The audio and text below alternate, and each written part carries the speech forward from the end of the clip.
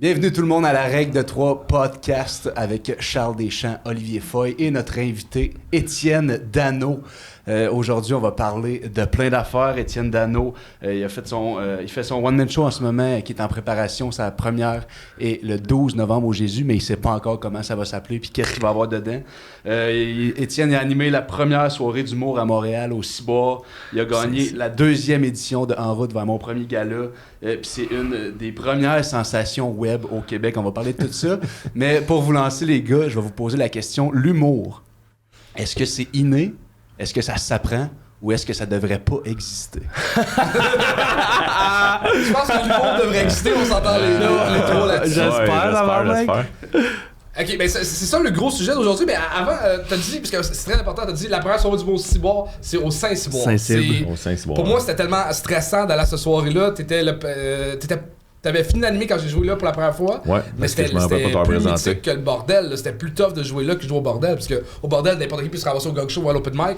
Mais c'était 6 mois d'attente pour peut-être avoir ton spot de découverte pour essayer au Saint-Ciboire. Ouais, exactement. C'est insane. Si c'était pas drôle, on t'en voyait plus jamais. Au début, on courait après le monde. Là. La première année, on courait après le monde là, pour qu'ils viennent jouer à la soirée, puis on leur expliquait c'était quoi.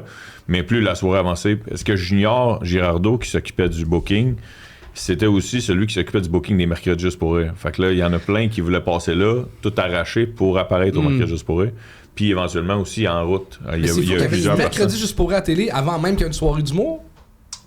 Non, les Mercredis Juste pour rire viennent après. Ils viennent après. Ouais, les Mercredis Juste pour rire sont venus après le Pop Saint-Ciboire. Fait que c'était la première porte d'entrée pour avoir une genre de vraie carrière. Là. En guillemets, moi je me rappelle d'avoir, parce que les Picbois viennent de mon coin, c'est des chums à mon frère, puis mon frère m'avait dit « Hey, écoute, 2 chums, Valleyfield, qui... Hey, tu penses-tu pourrais les amener au Saint-Cyboire? » Fait que là, je me dis « Ouais, ok, parfait. » Fait que là, j'amène les Picbois, le Junior trip, il les met sur en route, puis de reste, c'est story. Fait que j'ai aucun mérite. Fais du name drop, là. C'est qui les gens qui ont commencé au Saint-Cyboire que tout le monde connaît? Parce que c'est... Ben, Alex Barrette, il venait roder son animation. Des Mercredis Juste pour rire. C'est drôle. Mais il y avait beaucoup de monde, par contre, qui venait au Saint-Cyboire, qui allait le lendemain au Mercredis Juste pour rire, parce que le Saint-Cyboire, c'était le mardi. Le monde colle les punchs, et on l'a vu la veille. Ouais. Corinne En passant, il y a un Côté. documentaire de Ben Lefebvre sur le Saint-Cyboire qu'on va mettre dans les commentaires ou parce que c'est la base de tout le monde montréalais, le Saint-Cyboire. Ben, je suis pas à ce point-là, mais. Bellefeuille dit qu'il y a des son personnage de scène là-bas. Ouais. On pourrait faire un épisode juste là-dessus, si vous vouliez, mais. Moi, j'ai entendu dire Corinne Côté, Louis T, cette génération-là. Ouais, il y en a beaucoup. Simon Gouache. Simon Delille en duo. Donnait pas cher de sa peau en duo, puis un moment donné, il a pas fait, puis à cette heure, ça roule en crise ses affaires. Tu sais, mettons genre 25$, là, tu sais, faire un numéro pour 25$, là, c'est moi qui l'ai sorti, ça. En jasant avec Junior. Ça a pas changé. C'est encore la norme. Non, je vais t'expliquer parce que moi, la première fois que j'avais joué, c'était au Comedy Zone, qui est un comedy club anglophone. Puis de temps en temps, les mercredis, de temps en temps, ils faisaient des soirs en français. C'est là mon premier one show. Mon premier stand-up, mon premier numéro. Puis Junior, c'était Michel Sigouin qui animait. Puis Junior, il splittait la porte. Il se gardait un pourcentage avec Michel, que je ne me suis c'était quoi le pourcentage, puis après ça. Puis moi, je me rappelle, quand je suis allé, j'avais 12$ et demi. Il m'avait donné 50 cents avec le 12$ et demi. Puis là, j'ai fait, hey, pour vrai, ça a l'air fou, les gars, tant qu'à ça, donnez-moi rien, c'ti. En plus, moi, j'avais fou la place avec mes chums d'université. Fait que ce soir-là, genre, il y avait beaucoup de monde. Fait qu'il me reste 12$. C'était 5$ le billet comme au Saint-Cyb? Moi, je me souviens plus c'est quoi le prix du billet. Mais moi, j'avais dit à Junior, je trouvais ça épais.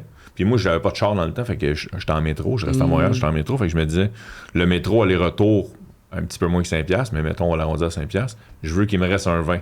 C'est juste ça le. Wow. Fait que le 25$, il est de là. Ouais, exact. C'est juste ça. Fait que j'avais dit à Junior, voir. Puis là, il dit, ouais, mais on va perdre de l'argent au début. Je m'en calais sur un moment donné, ça va remplir. Wow, tu voulais juste un profit de 20$. Ouais, on va faire un épisode là-dessus, mais vite, les médias sociaux n'existaient pas au début. Fait que moi, j'ai jamais aimé les flyers, tu sais, parce que dans le temps, c'était beaucoup les flyers. Fait que j'avais été faire des vrais billets chez Ticketmaster, okay, des vrais billets imprimés. Ouais. Écrit valide pour n'importe quel mardi du mois de novembre, valide pour n'importe quel mardi du mois de décembre. Puis c'était 5$, c'était 5$. Fait que là, je disais à des gens, hey, ça te tente-tu de venir voir une soirée d'humour? Fait que là, les gens, fallait que j'explique c'était quoi des fois. Puis là, je dis, ben, si tu viens, il faut que tu viennes pour vrai parce que je te donne une vraie paire de billets. Qui vaut vraiment. Ouais, c'est ça, mais j'en avais imprimé plus que ce qui rentrait dans le Saint-Cyboire. Sur le prétexte que j'en avais pour tout le mois, tu sais. Fait que c'est le moment que j'ai foulé les premières fois en donnant des billets, mais les gens se sentaient. Tu sais, tu donnes un flyer, ils collent dans les poubelles, là, tu fais. Là, t'as un billet, pis t'es comme, je vole la place à quelqu'un si j'y vais pas, là. Ou j'ai donne à quelqu'un. Ah, c'est bon. Ouais, c'est ça. Fait que les Le premiers. 5$, il vient de où? De l'entrée, Le 5$, ça doit être à cause du Comedy Zone d'abord. Parce que moi, j'ai jamais parlé du 5$. C'est Alex Bourdache, un gars qui joue à l'université, qui était gérant du Saint-Cyboire, qui était venu me voir au Comedy Zone, puis il avait dit « Hey, il serait malade, ça! » Chez nous. Puis en plus, le Saint-Cyboire, sans le vouloir, il y avait plein de caractéristiques positives d'un comedy club. Le plafond était bas, le stage était bas.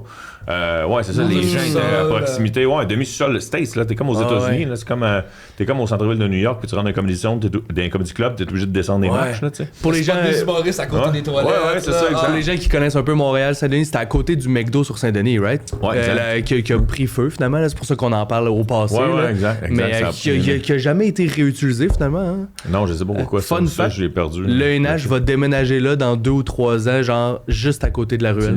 Ouais. Ah, c'est drôle, ça. Ouais, fait que ce coin-là a toujours servi à l'humour, finalement. Ah, là, drôle, le bordel a ouvert là. Fait que ce quartier-là, c'est l'essence quand même de l'humour à Montréal. Et pour faire un lien shady, vu qu'on parle de l'école de l'humour, l'humour, ça s'apprend ou ça s'apprend pas selon Étienne Dano? Tu veux mais j'ai passé une formation sur les médias sur Internet, mais cette idée-là est venue que j'en donne une à des gens en communication. Connaissez-vous Grenier, le Grenier Formation, Grenier Nouvelle, ouais. Okay. Ça, mais eux autres, ils donnent des formations à des gens en communication, surtout dans le domaine des agences de publicité.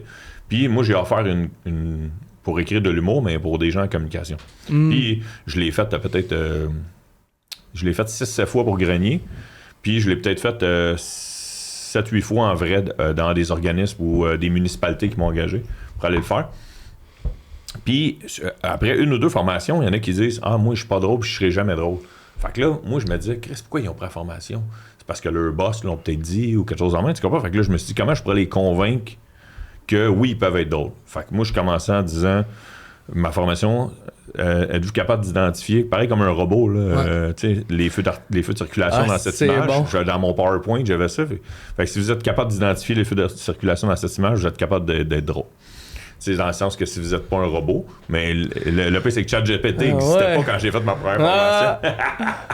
Puis après ça, je me suis dit, si vous avez déjà ri, moi c'est ça mon chose, si dans votre vie vous avez déjà ri, vous êtes aussi capable de faire rire.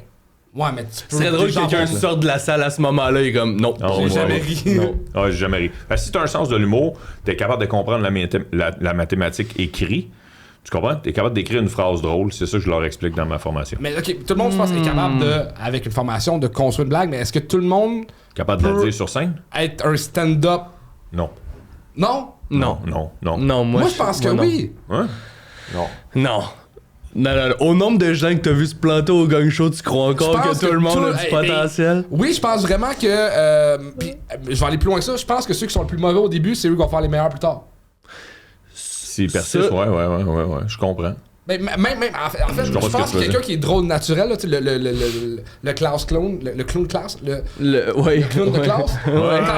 Santa Claus. Le Santa Claus. Non, mais j'ai l'impression que c'est les gens les plus timides qui sont le plus gênés, qui vont être le plus du type à réfléchir dans leur tête, à tomber dans leurs pensées, à trouver des patterns de cerveau que les autres pensent pas, qui vont faire des bons stand-up. Mais ça, on s'entend, ça devient un type hyper spécifique d'humoriste, là. Tu sais, de genre, ça devient un genre de comme Simon Gouache qui a l'air tourmenté dans sa création, puis on romantise l'humoriste. C'est pas un Phil mais non, puis c'est pas un Martin Matt non plus qui a l'air d'avoir une grosse personnalité, puis qui aurait pu faire un homme d'affaires pareil, ou tu sais, que genre, ça fit pas avec tout. Moi, je pense que c'est inné. Tu peux apprendre à t'améliorer, mais tu peux pas apprendre à devenir drôle. Ah, ok, c'est pas pareil, là. Non. Moi, je suis d'accord avec Charles sur ce point-là, mais je suis pas d'accord que tout le monde peut aller sur une scène puis parler dans un micro. Moi, je pense que n'importe qui, du plus mauvais au monde, je pense en dedans de 30 shows, tu peux avoir un bon 10. Ah, ok, mais si tu veux. Si tu veux. Mais c'est pas tout le monde qui veut, puis c'est pas tout le monde qui même si t'es forcé, il réussirait. C'est ça, moi, je pense. C'est ça la nuance dans ta question. Il y a du monde qui veulent depuis 3 ans qui a pas un bon 10, puis je suis sûr qu'on a des noms en tête. On a beaucoup de dons. Fait que c'est pas vendeur ma formation, mais non, c'est pas tout le monde. Non, mais Mais le nombre de personnes qui m'écrivent, là, excuse-moi, vieux. Ouais, vas-y. Le nombre de personnes qui m'écrivent et disent hey, j'ai bien des idées. Si je prends ta formation puis le brainstorm avec toi, est-ce que tu vas m'écrire le numéro à ma place? Ben, j'ai full l'idée, là. J'ai full l'idée. Puis là, à chaque fois, je réponds non. J'ai même remboursé quelqu'un avant qu'il commence la formation. Parce qu'il voulait que tu fasses le travail à sa place. Ouais, parce qu'il pensait vraiment ça, puis il était convaincu, là, dans ses messages privés, il était convaincu que... Puis là, tu vas descendre à Québec, puis on va travailler ensemble, puis tout. Puis je fais, non. Ah, mais je vais payer. Non, c'est pas ça c'est pas ça l'objectif. Ouais, c'est ça. Ouais, exact. Le but, c'est de développer... à ta place, ouais, le but, c'est de développer des humoristes. Mais moi, je pense qu'il y a quand même du monde qui peuvent bénéficier de ta formation, justement. Mais on le sait très bien que de toutes les gens qui ont fait l'école de l'humour, il y en a, mettons, 2 ou 3 par année qui arrêtent de faire du stand-up pur. Je pense en dans 6 mois, la moitié qui arrête. Exact. Plus que 2 ou 3 par année. Fait que c'est finalement ceux-là qui ont la formation puis qui travaillent de la bonne manière qui finissent par se rendre à faire des trucs sur scène bons, là, tu sais, ou qui finissent par percer. Mais ça aussi, top au Québec. Ça aussi, ça se peut. Mais c'est pour ça que de dire que genre... Elle a quand même appris, tu sais. Oh, oui, je sais, mais elle n'est pas allée à l'école de l'humour puis elle n'a pas pris les ateliers de Frank Grenier non plus. Ouais, c'est ça, exact. Mais c'est ça, je pense que j'aimerais ça savoir, selon vous, si on décortique toutes les facettes d'un humoriste, qu'est-ce qui s'apprend puis qu'est-ce qui s'apprend pas. Ça c'est intéressant. Okay. L'écriture, ça l'écriture. Ouais. La mathématique de l'écriture, elle s'apprend. Après ça, l'originalité puis Ça, c'est une autre chose. Mais la mathématique. Moi, je suis sûr que si on se fait le cul, on est capable d'expliquer la mathématique à ChatGPT puis il est capable d'écrire des liners. Ouais. Il a sorti des bons gags, il a sorti de fois puis il m'a sorti des belles affaires. Mais je suis sûr que si tu expliques la mathématique de comment t'écris une comparaison. Moi, je le train. Je le train, j'ai dit j'aime tel humoriste, je fais tel type de joke, voici un exemple de joke que j'aime. Mais tu sais, souvent je l'utilise juste pour me donner une liste de mots, là, tu sais, j'y fais pas écrire des liners, mais il est comme selon ton style, ces mots-là, genre ça peut te donner moi c'est pas de la ça que je créativité. voulais dire. Moi c'est genre vraiment il explique la mathématique de comment t'écris une comparaison. On peut y arriver, c'est sûr. Ouais, je suis sûr. Puis je suis sûr que tu dis voici la façon qu'une comparaison est drôle. Mettons, prendre un élément, le comparer à une autre chose, par un sentiment, par une couleur, par je sais pas quoi. Puis là, sors-moi-en 20, mais je vais te dire lesquels sont drôles. Exact. Puis là, après ça, là, on va juste retenir les 2 drôles que t'as. Ouais. Ben là, tu vas en réécrire 20. Puis jusqu'à temps que t'en aies 20 sur 20. Ouais. À ChatGPT, mettons. Puis je suis sûr qu'il est capable d'écrire une comparaison après une journée. C'est sûr, ça. Ouais.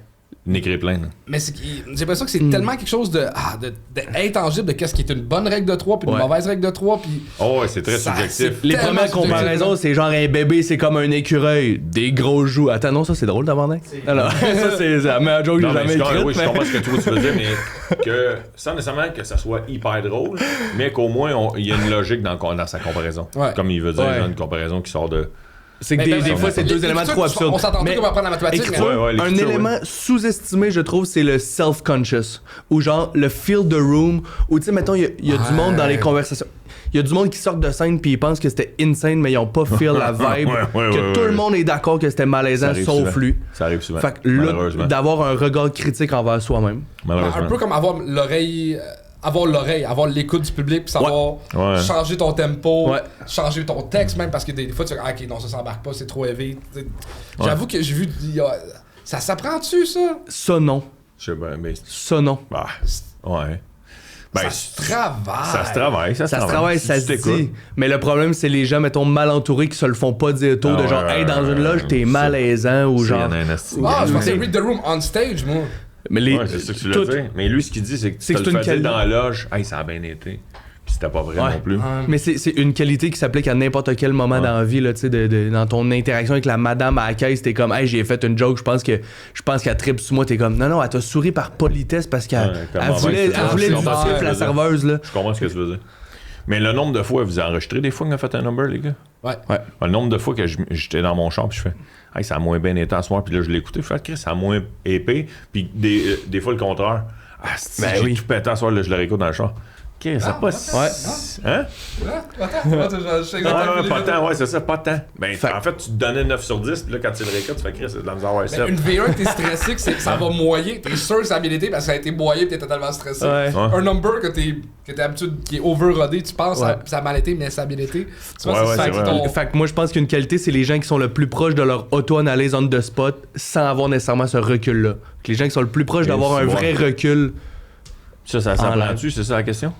Moi, je pense que non, ça se travaille, encore une fois. Mais il y a du monde qui parle de colissement loin. Mais si ça se travaille, c'est que ça s'apprend. Ouais, mais c'est comme si, mettons, sûr, j'aime ton attitude présentement. Mais je pense que, mettons, sur une échelle de 1 à 100, ça se travaille de plus 5, moins 5.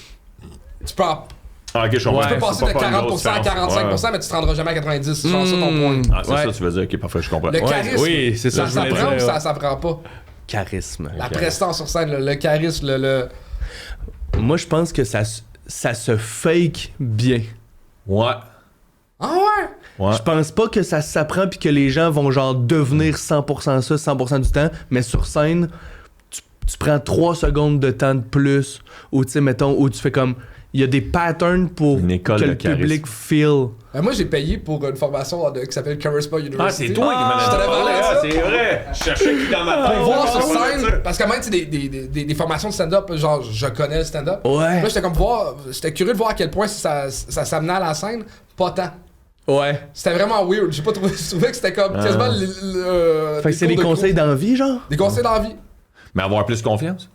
Non, c'est vraiment une question de charisme, Poignée de main solide. Poignée de main solide. Pose des questions aux gens. Là, tu penses que le monde, ils veulent entendre parler de toi, non? Pose. Il n'y avait rien Ouais. rapport à parler devant le public. Là. Non, pas Pas tant. ça nécessairement être humoriste, mais juste. Ben, à part enlever parce que les gens ont peur de les ça. mots parasites comme les pis tu sais, ça Ouais. une couple de petites affaires, Oui, mais c'était tu plus sais. comme quand tu rencontres quelqu'un, tu vas pas gêner de dire hey, salut, ça va bien, moi c'est Charles, toucher l'épaule. Ouais. Ça fait comme, ça Ouais. prouve une confiance, pis c'est comme, ah ouais, ok. Sur scène, c'est tough, là. Sur scène, c'est à moins que weird, tu fasses là, tu sais. Guillaume Lepage puis tu sors la main de la première rangée avant ta première joke, là. Mais il donne des exemples de comment, un peu dans l'humour, comment l'autodérision c'est payant pour avoir du charisme. Ouais. Ok, ouais, mais ça, je le sais. Ouais. Mais je pense que c'est le même pattern de plus 5, moins 5, parce que le charisme, ça peut se faker sur scène, mais je pense pas que tu peux devenir une personne charismatique. C'est Ouais. un peu les autres qui décident, là. Moi, je vais donner un exemple, les gars, mais je veux juste mettre en garde avant pour pas que mes propos soient mal sortis, ok? C'est un artiste que j'aime beaucoup, Ok. que je trouve... Ah, j'ai hâte. Que je trouve c'est un des rares humoristes que j'ai jamais rencontré en personne. Puis j'aimerais ça parce que je l'aime beaucoup, je l'admets même. OK? Mais je trouve que dans son physique, la manière qui agit physiquement, il a de l'air de... Il est déjà très charismatique, mais il a de l'air de vouloir beurrer encore une shot de plus. C'est bon. C'est Patrick Huard. Ah. Je trouve que Patrick Huard, il est... Tu sais, puis, tu sais, mettons, genre, exemple, là, Rira le dernier, là, LOL. Ouais. LOL. Puis là, il s'en vient, il paye sur le piton de main. Bam! Puis Ouais. là, je m'en vais. Il y a une prestance. Ouais, tu comprends? Il y a le torse de Elon Musk, là, c'est genre ben trop exagéré. Il est déjà hyper charismatique. Je l'ai Puis vu là, à... tu sais, tu fais quand t'es pas obligé, Patrick. Là, on t'aime déjà, pis tout. Il marche, là, comme s'il voulait que le corridor dans lequel il se rend. Mais quand il rentre sur scène aussi, il rentre de même. Oh, il y a une prestance, là. Wow. Mais on dirait, il est déjà à 95. On dirait qu'il veut se rendre à 100. Il veut être à 105. C'est bras, ouais, c'est ça, tu comprends, je veux dire. Moi, je l'ai vu au gala, je pense, du 20e de l'École nationale de un l'humour. bon exemple. C'est un gala parce qu'il y avait quand même des gros noms, le Martin Matt, Louis-José Hood, Pat Huard. Ouais. Puis Pat Huard a pris la scène plus que Martin Matt, plus que Louis-José Hood. C'est comme contrôler un public, Ouais. mais le contrôler de dos, en faisant un rogassien comme ça. Ouais. Je fais comme, comment ce gars-là peut avoir plus de charisme et plus de présence sur scène assis de dos Ouais. que tous les plus grands humoristes? Bon, mais c'est la preuve qu'il n'y a pas besoin d'en racheter Ouais. C'est- en marchant de main. Mais je pense qu'il a fait Actor Studio, Patrick Ça se Huard. peut. Ça se peut-tu? Ah ouais? Ouais, je pense qu'il a fait Actor Studio. et c'est pour ça qu'il...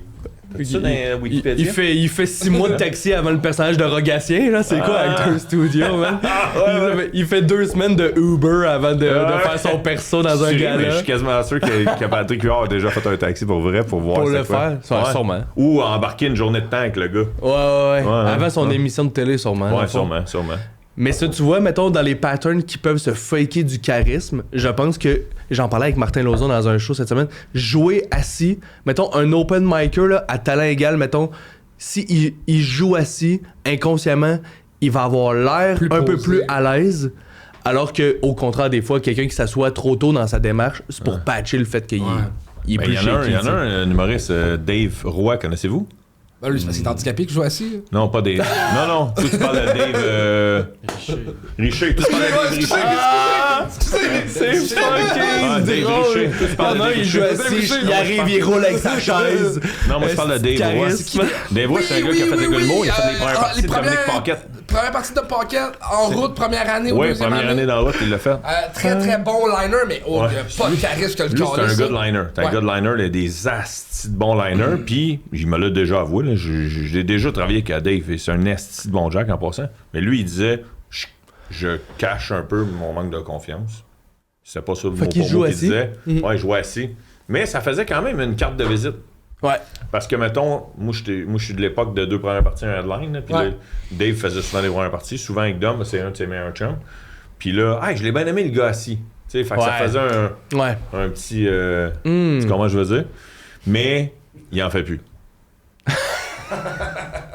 Il en fait plus. Mais il l'a fait pendant il l'a fait pendant un calice de bout. Il a fait les gars de l'humour en même temps que Doom Pocket. Ah, Chris, c'est vrai, il a fait des gars, j'avais oublié ça. Il a fait les gars de l'humour en même temps que Doom Pocket. Fait que ça fait longtemps, tabarnak. Je sais pas quelle année que Doom Pocket. Wikipédia, il est pas vite, là. Lui, il fait le montage. Des caméras. Ok, moi, je suis comme dans un podcast. Fait que charisme. Son gars à lui. Poseidon, on peut lui demander ça. C'est drôle, il est tout le temps pas loin. Il fait apparaître ça. Fait que charisme, ça s'apprend ou pas? Ça se travaille. Encore une fois, je pense que c'est ça. Tu l'as bien dit tout à l'heure, tu as dit tu trouves des trucs qui ont l'air de te donner plus de cœur. Mais je pense que ça dure juste un temps parce que pour moi, le public, là, c'est un requin qui sent une goutte de sang dans l'océan. Là. Genre, si il sent que c'est pas vrai, genre ta démarche ou que c'est pour patcher à quelque chose, ça va marcher un temps ou ça marchera pas tout le temps. Mais il y en a une gang qui sont pas si vrais que ça, puis le public les aime. Absolument. Mais c'est ça qui ça doit être moins faux que ça d'autres. va être vite, je vais dire, mais c'est pas il fait pas le charisme, par exemple.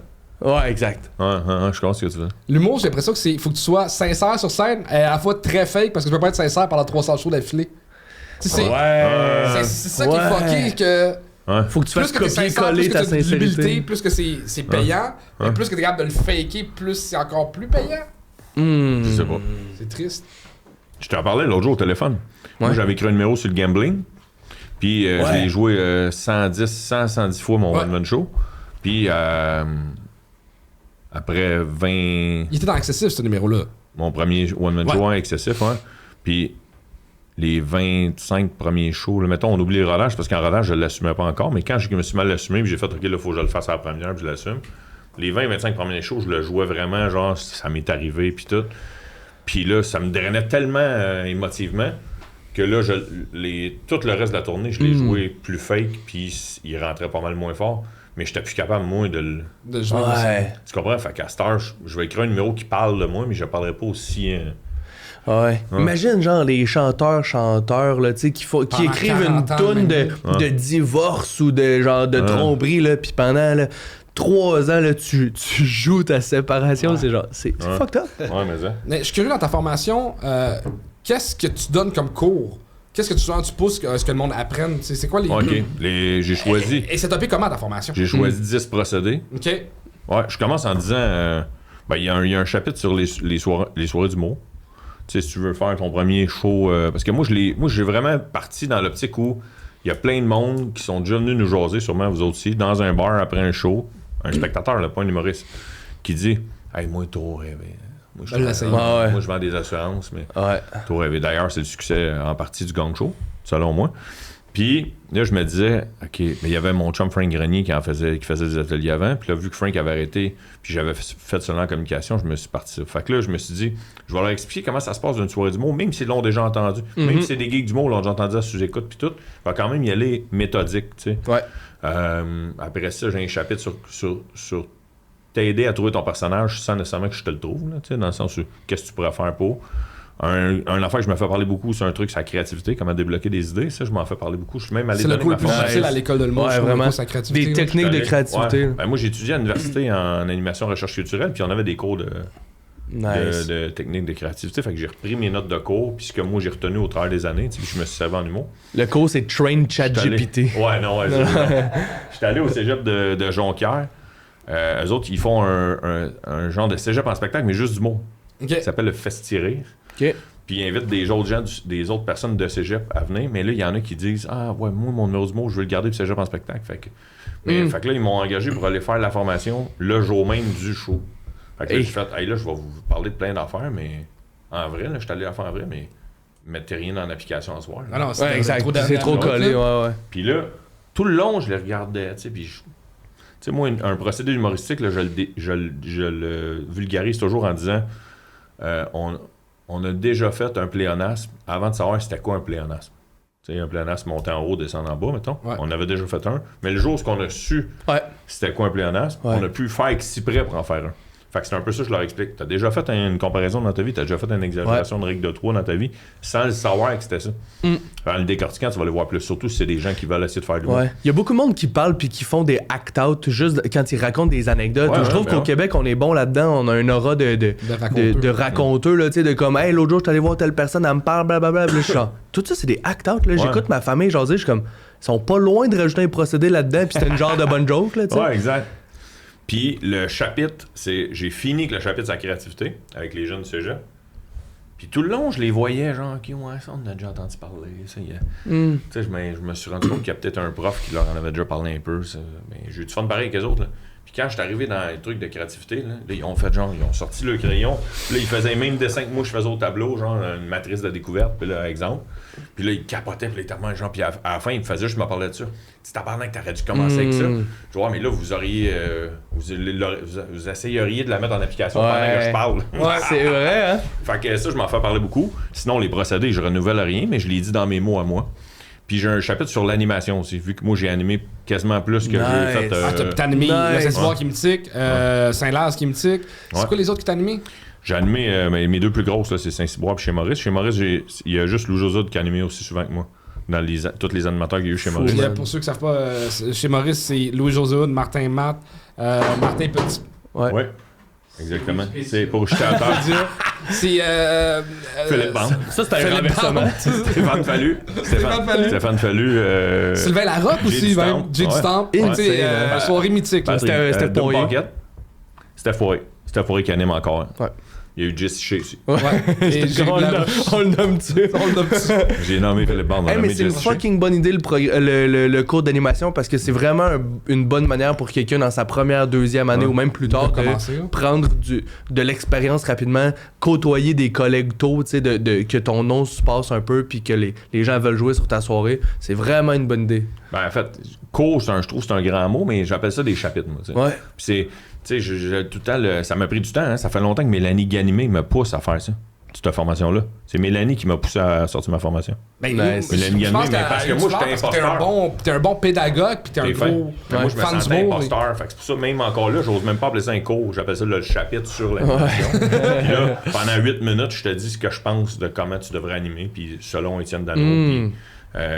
Puis une des règles que je donne, que moi, personne ne m'avait jamais dit en humour, c'est la vérité. Si jamais t'es mal pris dans un show d'humour sur scène, t'arrives n'importe quoi de hors de ton number, sois franc avec le public. Pour la raison que t'as dit tout à l'heure, ils sont comme des requins qui sentent la goutte de sang. Tous les humoristes, surtout ceux qui commencent, parce que moi je m'adresse à ceux qui commencent, qui font c'est quoi, vous la trouvez pas drôle? Tu sais, on l'a déjà entendu celle-là. Ou là j'ai un blanc, mais je le dis pas aux gens que j'ai un blanc. Ouais. Ou il arrive une affaire comme il vient d'arriver à notre chum ici, quelque chose qui a tombé à terre puis on ne l'accuse pas. T'sais, mais tout ça, je leur dis, c'est votre meilleure façon de vous. Puis personne ne m'avait parlé de la vérité, moi, dans la vie. Personne ne m'avait dit. C'est quand même intéressant. Fais juste être franc avec le public. Puis au pire, là, tu vas sûrement avoir une clap en voulant dire, genre, surtout un blanc, mettons. On va mettre ton bord, mon chum, puis tout. Puis comme le bon vieux classique du je pensais qu'elle allait être meilleure, celle-là. C'est le bon vieux classique-là. C'est tellement hot parce que une des choses comme qui s'apprend difficilement, c'est connecter avec le public. Ouais. Mais nommer la vérité ou quelque chose que tout le monde a genre senti, mais pas nommé, si toi tu le nommes, ça fait comme du bien à tout le monde. Puis finalement, c'est comme un moment de vérité qui connecte avec le monde. Puis il y a énormément, t'es fin. Il y a énormément de personnes qui ont peur de monter sur ça. Tellement. Fait que si tu leur dis, check, je suis plus nerveux que je pensais, j'ai eu un blanc. Ben, la majorité, ils iraient même pas. Ouais. T'sais. Je me rappelle au bordel, il y a du monde à la fin des shows là, qui veulent prendre la photo aussi sur scène avec le logo. Il y a du monde qui sont juste gênés, même si le show est fini, qu'il n'y a plus personne dans le salle. C'est vrai, même. Ouais, c'est vrai. C'est vrai, les spots sont fermés puis sont comme. sont stressés d'être devant le monde sur un pied de haut de plus. Si t'oublies que c'était un show, ils sont stressés de monter un pied. T'sais. Exact. Je crois qu'il y a le Maurice qui a un bit là-dessus, mais qui disait qu'aux États-Unis, la plus grosse peur de tous les Américains, c'est de parler devant le public. La deuxième plus grosse peur des Américains, c'est de mourir. Ouais.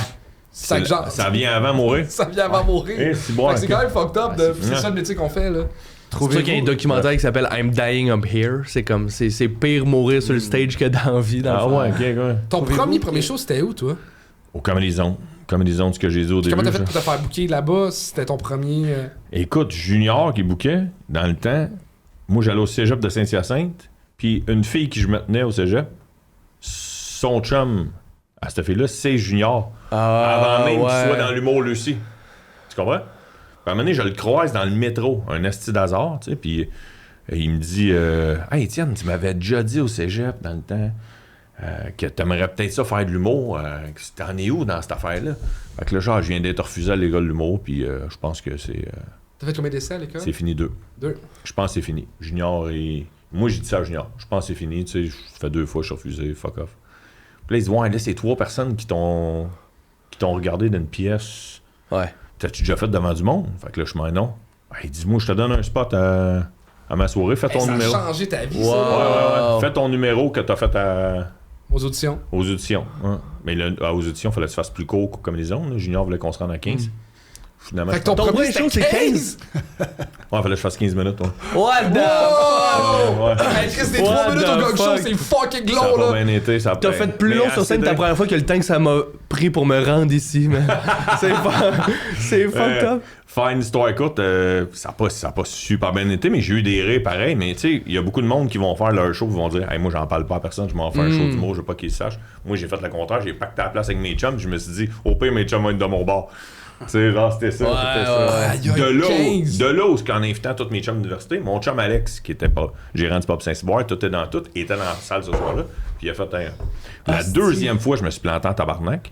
J'ai fait un personnage ici. Deuxième fois. C'est quoi ton personnage? C'était un fermier. Un fermier qui. C'est parce que j'avais déjà fait une impro. Où est-ce que j'avais fait ce personnage-là dans une impro, puis j'avais. Je touche du bois, là, mais j'étais pas un grand improvisateur, j'étais plus le puncher qui rentrait, puis qui. Puis j'ai eu un standing une fois dans ma vie après une impro, j'étais tout seul dans la patinoire, puis je faisais un fermier. C'était le titre de l'impro, c'est genre prendre sa job trop sérieux. C'était un affaire de même. Fait que moi, j'avais fait un fermier qui avait appris tous les langages des animaux. Fait que je parlais à une poule. Ouais, c'est ça, exactement. Oh mon Dieu, t'as fait tous les bruits d'animaux. Ouais. Se planter en cochon, ça doit être rough. C'était mauvais. Ta 6e imitation, t'as pas envie de la faire quand ça répond. Non, mais imagine ma réflexion. Ta réflexion est brillante. J'ai eu un standing en impro. Je fais comme il y a beaucoup de monde qui font de l'impro puis qui pensent qu'en arrivant sur une scène, ils ont juste à être bons improvisateurs. Ouais, c'est deux mondes différents. Non, c'est 2 mondes, c'est ça. Fait que. C'est le mini-pot puis le là, ça a pris du temps avec Junior Marbook. Là, je me suis dit, là, je suis mieux d'arriver bien préparé en le prochain coup. M'a rodé mes animaux. Ouais. Là, le prochain coup. Puis là, après ça, quand j'ai parlé à Junior du Saint-Cyboire, le Comedy Zone fermait. J'étais booké. Tu sais, quand les planètes sont alignées, le jour où Junior a appris que le Comedy Zone ne rouvrait pas le soir même, c'est un jour où il y avait une soirée d'humour. Puis les gens s'en sont collés vu que c'était une soirée. C'était un comedy club anglophone. Fait qu'ils se sont dit, hey, on va le dire le mercredi parce que les headlines, c'était le vendredi, samedi. Fait que c'est pas grave, ça va laisser le temps aux headlines de la prendre. Mais ça collissait de la soirée francophone. Puis Junior m'appelle puis il dit, hey, on a appris un matin, un mercredi. Puis il parle les planètes en ligne. On est juste 4 sur le show ce soir-là. Je suis sur ce show-là. Le soir que c'est pas au Saint-Cyb. Non, au Comedy Zone. Fait que là, il dit, on s'en prend une bière chez Roger. Ça tente-tu de venir? Ouais, moi, tu sais, je veux faire du PR puis essayer de... Ça vaut bien ici, là?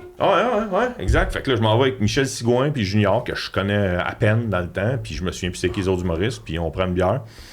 Puis je dis, hey, il y a un de mes chums, Saint-Cyboire, il est déjà venu, puis tout. Wow. Fait que là, Junior, il fait, ouais, je suis pas sûr. Junior, vu que je m'étais planté solide avec mon affaire d'animaux, là, il est tellement genre, je suis pas sûr, j'ai le goût de m'associer à ce tata-là. Tu comprends? Je vais partir une soirée avec un fermier, moi, tabarnak. Ouais, puis Junior a dit, on va faire 3-4 soirées d'essai, mais on verra après. Mais vu que j'avais tellement foulé avec mon histoire de billets que j'ai parlé au début, puis mes chums, Junior a fait, Chris, premièrement, honnêtement, je m'en sortais vraiment bien en animation, même si j'étais pas si drôle que ça. J'étais un bon animateur de nature. Puis, je foulais avec ma stratégie de marketing que je vous ai dit tantôt. Fait que là, Junior a fait calé, ça, il y a de quoi. Il voyait la lumière au bout du tunnel. Ça a été mon école à moi, c'était le Saint-Cyboire. Puis c'est là que j'ai pris des trucs comme la vérité. Parce que je voyais qu'à chaque fois qu'il y avait un nouveau qui venait, Junior donnait des spots à des nouveaux qui étaient comme l'équivalent de l'open mic.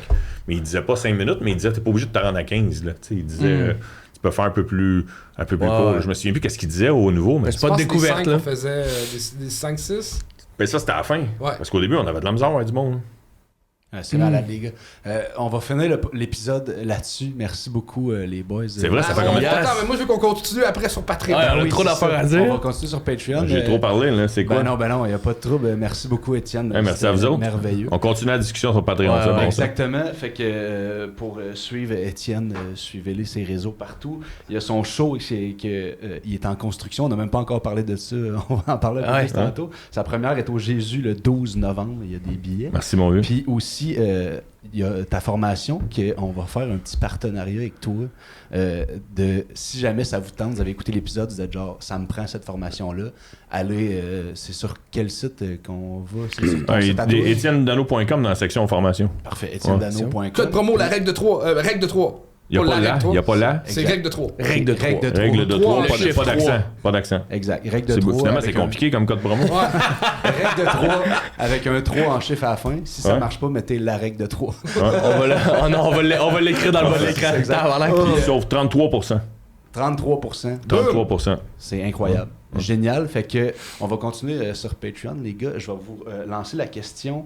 Est-ce que ça vous fait chier quand il y a un nouvel humoriste qui arrive dans le paysage puis que c'est comme un prodige puis on dirait qu'il n'y a rien à apprendre? Est-ce que ça vous fait chier quand ça arrive? Du monde qui arrive. Là, tu vas arrêter le... Là, on est sur Patreon. C'est une bonne question pour attirer le monde du Patreon. Tabarnak.